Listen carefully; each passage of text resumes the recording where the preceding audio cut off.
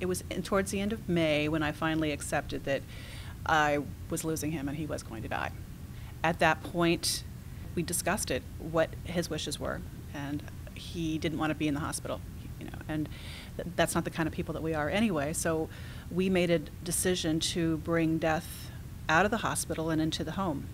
And what we did is we gathered every single chair that was in the living room and the kitchen and any chair I could find, and even chairs from outside, and brought everything in the house.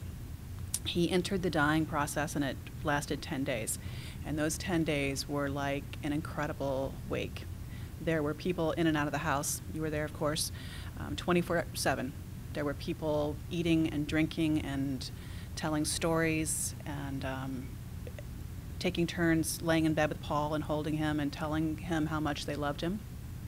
He was able to participate in his death, and it was really amazing to have friends who were able to participate in that too.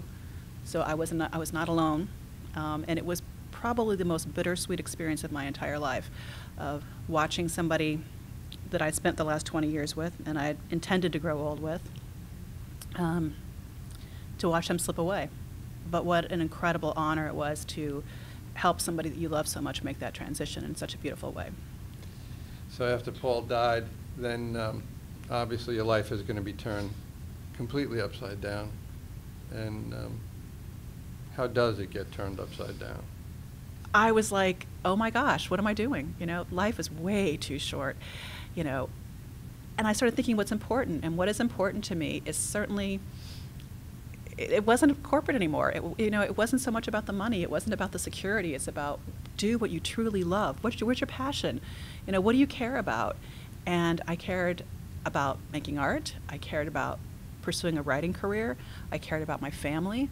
I cared about my friends. Of course I needed money, but all those crazy hours, 60-hour weeks, and nonstop phone calls and 120 emails a day, those things seem so insignificant and so small after the death of my husband.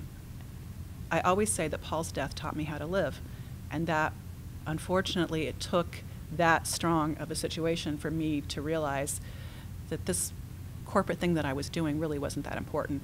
What was really important was for me to follow my passion and follow my true self. And then I found an opportunity this year to do something I never in a million years thought I would do, and I'm driving a hearse and telling ghost stories. So I never thought you'd be there either. I drive around in a vintage hearse and talk about history and talk about stories.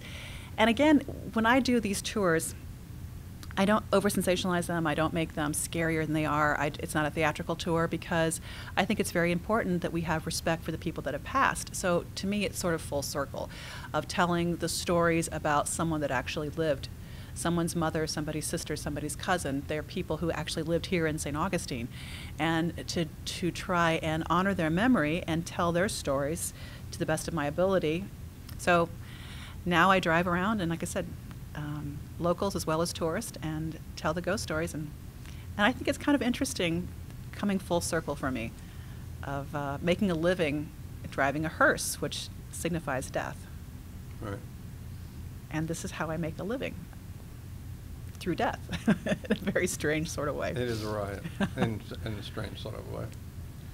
So you've been through all these changes in the last few years. Where do you see yourself in 5 years from now? I don't see myself in 5 years. I don't see anything beyond the moment. Again, Paul's death taught me how to live. And it really did change me. I no longer have the luxury of later. I really think that I've reinvented myself, and I really feel that I've come full circle.